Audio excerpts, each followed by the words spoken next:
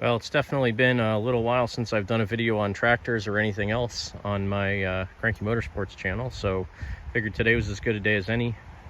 Right now it's not raining, so I'm outside doing a little bit of work. I had to move some stuff around. I did not do a video on this, but I was able to get my new loader, my second loader, on the what is that, a 76 ST12 that I had converted and put the 68 nose and grill on. So I got that on there. That works pretty good. The pump actually spins faster than the one on the Onan because it's on a different pulley, and the pump moves quickly, but the belt slips really bad because the adjuster on this one is not set up correctly. So basically it has holes that you can move it in and out, but you can't like slide it back and forth and then lock it down. So I got to fix that at some point, but it's up and running. It's not sitting in my driveway anymore. That's the key thing. That one I need to do some work on because the bucket cylinders leak down. I'm actually getting a set of rebuild kits for those cylinders from Alex at Mainly Media. He's actually coming down and I'm going to do some wheeling and dealing. I'm getting a Gannon off of him. He's the guy that bought my other loader, but I'm getting a Gannon off of him and a rebuild kit for the cylinders on that thing for the bucket. But this guy, I have to rip this huge forklift seat off of this thing, which I'm going to end up putting up for sale. It'll probably be worth some decent money because I know it's an expensive seat, suspension seat. So that's all got to come off. I have the cover for the frame there that has to go on. This one I have to swap the ignition switch out on because it's not the right one. So when I turn the motor off, it keeps running, which it's not supposed to. It runs okay. I have a shusher that I think I'm going to stick on this thing as well. And that 66, I need to pull it out and put it down in the flower garden over there so I can start making a planter out of it for my wife. I got to pull the motor out of that thing, and I might actually pull the rear end out of that and swap it with another one, but I'm not sure yet. So that one I'll end up repainting some color. I don't know what color yet, but some color. And then I got to list a whole bunch of stuff for sale. I got a 48-inch mower deck that I got to sell. I got that moldboard I need to sell. That snow blower is going to end up going with that ST10 that I bought off a buddy of mine a couple months ago. So I got just a bunch of random stuff I got to do today. You know, I've done some hack stuff in my time working on tractors and cars and stuff like that, but this stuff just pisses me off.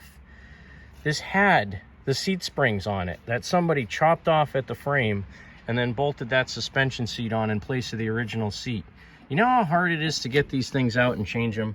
If you look down there, they bolt onto a secondary part of the frame underneath, so you can't just kind of reach down and change them from here. You have to take off this taillight panel, which has 2 bolts on top with nuts and 2 bolts on one on each side to take the taillight panel out so you can work on that thing. But goodness, I hate it when people hack stuff like this. This tractor is a great tractor, but it's definitely not been cared for properly or very well. Ugh. All right, here's a Sears Suburban tractor tech tip. This is for filling up the transmission fluid on a Hydra-Track. This would be the older Hydra-Tracks, not the newer like 76 and ups. This is only for like the Hydra-Track 12, 14s, 15s, and things like that. So there is a fill plug right here on the top of the frame. Hard to see, but down there's a fill plug in there. There's a drain plug on the very bottom of the rear part of the transmission. This is the geared part of the transmission here. That's the drain plug there. And if you look up underneath it, about halfway up right there, there's a plug that you take out when you're filling it. When the fluid starts dripping out of that, you know that you're full. So there's 2 parts to the transmission on these. The rear part is just strictly gears. That has the axle shaft and things like that on it. And then there's also a hydro portion, the hydro pump portion of it, which is this guy here. So underneath this one, there's a plug right here that you take out, drain all the fluid out of this guy, and then you actually have to take out the dipstick, which is this right here, this tube coming up. You have to take that out and fill it through that. So the hydrostatic portion of the transmission uses ATF like Dexron 5 or Dexron Mercon. I forget exactly how much it takes, but I basically just drain it all out and then refill it until it comes out the vent tube. The first 5 or 6 times you run it, you'll have some leak out as it expands. but that's not really a big deal. So you have to take that vent tube completely out, fill it through that hole, put the vent tube back in for the hydrostatic portion of the transmission.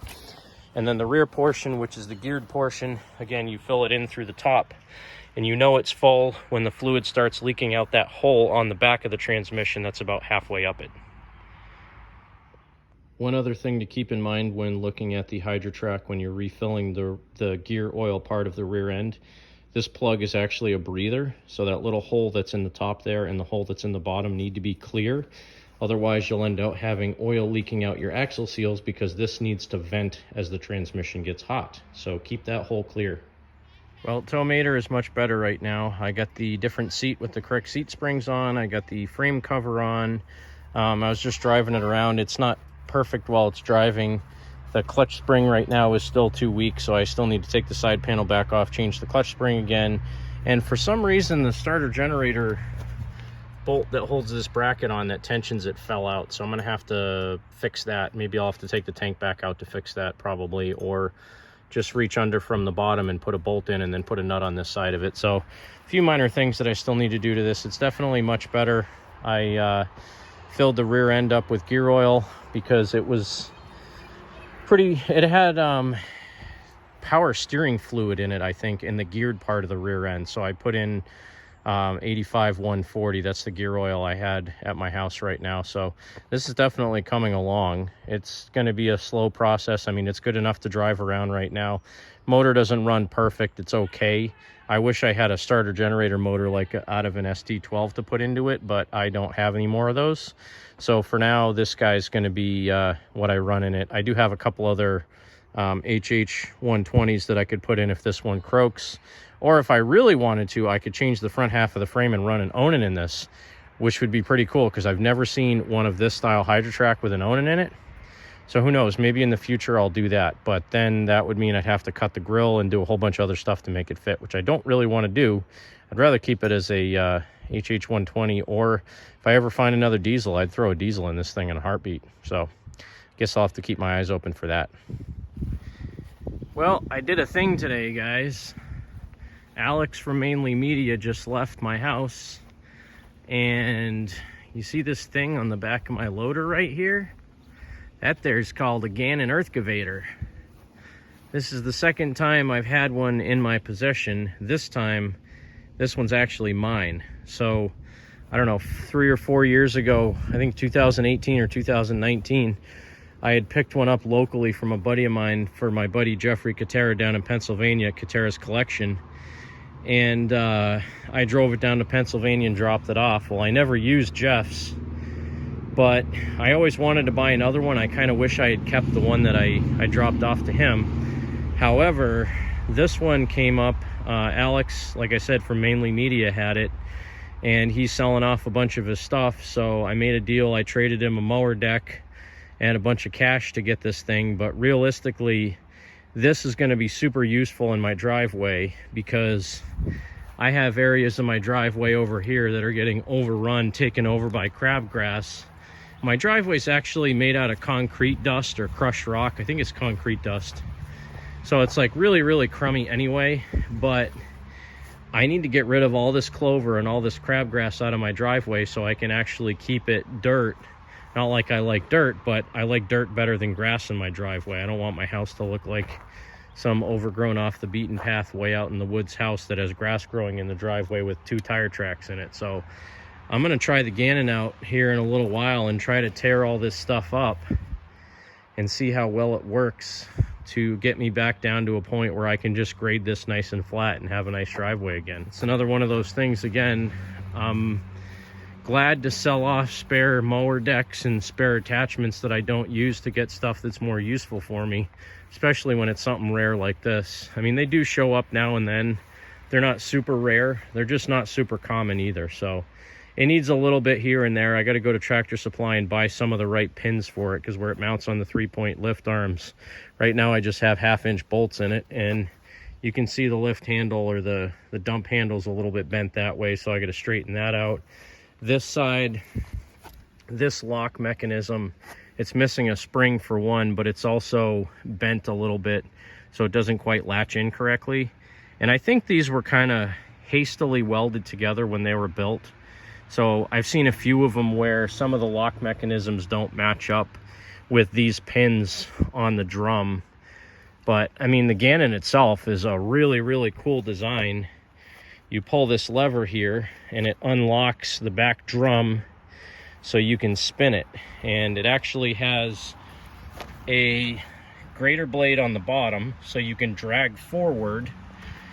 You can flip it so the teeth go down, and you can scarify and, you know, tear up your ground by putting the teeth down into the ground. Or if you spin it all the way around this way and lock it in place, now you can push material backwards. So it's really a 3-in-1 device, and I think they called it a 4-in-1. I don't know what the fourth function is other than a ton of weight, because the thing weighs like 100 pounds, 120 pounds. But you can push dirt backwards, you can pull dirt forward, and you can tear up the ground with the ripper teeth. And again, super handy. They're super cool. The teeth on this one are in exceptional condition. If they've been used, it was only to try them out once or twice, but this thing is just, I really like this. And again, I've been after one for a few years. They always end up costing more than I'm willing to spend. I mean, I've seen these things go anywhere from $350 10 years ago up to like $500 or $600 now. So I dumped some cash for it. I mean, it was still a pretty good deal for me. I know Alex is happy, so he probably ended up breaking even on it, and I gave him a good 42-inch mower deck as part of the deal as well. So right now it's going to rest on the back of the loader because I need a counterweight for this thing anyway, and it'll be kind of handy having the loader on there so I can move material around and then back drag it and try to rip up the ground and see how this thing works. So another quick update video from Cranky Motorsports. Thanks for watching, and stay tuned for some work videos with this thing. I'm looking forward to using it.